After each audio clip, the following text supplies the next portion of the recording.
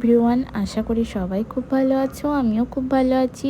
আজকে ভিডিওর প্রথমে শুরুতেই দেখাচ্ছি তোমাদের সাথে লাঞ্চ মেনু নিয়ে। তো লাঞ্চে আজকে হয়েছিল আলু ভাজা, ভেন্ডি আলুর চচ্চড়ি, ভাত আর অনেক কিছু হয়েছিল, শাক ভাজা হয়েছিল। আমি ওসব কিছু নিইনি, আমি শুধু শাক, আলু ভাজা, ভেন্ডি আলুর চচ্চড়ি আর হচ্ছে এই আজ হয়েছিল একটা স্পেশাল মেনু, হচ্ছে এই দেশি মুরগির ঝোল। এটা নিয়ে নিয়েছিলাম। আমি এখন খাওয়া স্টার্ট করে দিয়েছি।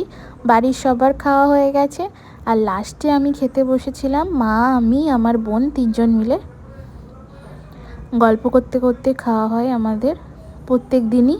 আমরা এরকম সবার লাস্টেই খেতে বসি। এই যে এবার আমি নিয়ে নেব মাংসটা। কালারটা দারুণ এসছে, এই যে দারুণ টেস্টও হয়েছিল, খুব সুন্দর হয়েছিল মাংসটা।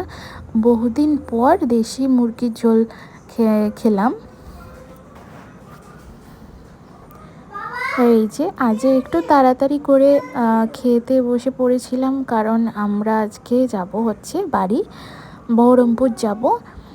তার জন্য তাড়াতাড়ি করে খেতে বসে পড়েছি। আর এই যে চলেও এসেছি নবদ্বীপধাম স্টেশন। আমাদের 5টায় ট্রেন ছিল। আকাশে প্রচণ্ড মেঘ করে আছে, বৃষ্টিও নেমে পড়েছিল, বৃষ্টি পড়ছিল, তার মধ্যেই আমরা ট্রেনে উঠে পড়েছিলাম। আর আমার মেয়ে চালের পাঁপড় খেতে খুব ভালোবাসে, তার জন্য ও চালের পাঁপড় খাবো বলে বায়না করছিল। ওকে 2 প্যাকেট কিনে দেওয়া হয়েছিল আর ওর বাবা আরও মিলে 2জন মিলে খাচ্ছিল। এই যে ওকে বলছি কি রে, একটু দেখা পাঁপড়টা, ও তাকাচ্ছিলই না ক্যামেরার দিকে, কারণ ওর রাগ হয়েছিল, ও যাবে না বাড়ি, ও দিদুর কাছে থাকবে। যাই হোক, ট্রেনে উঠে পড়েছি আমরা। এটা হচ্ছে হাওড়া মালদা ইন্টারসিটি এক্সপ্রেস। আমরা উঠে পড়েছি। ট্রেনটা আজ অনেকটা লেট করেছে, প্রায় 20 মিনিট। 5টা 20-তে ট্রেনটা এসছে।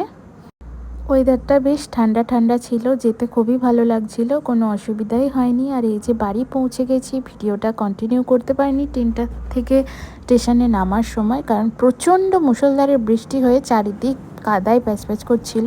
আমি বাড়ি চলে এসেছি। তো ভিডিওটা কেমন লাগলো অবশ্যই জানিও।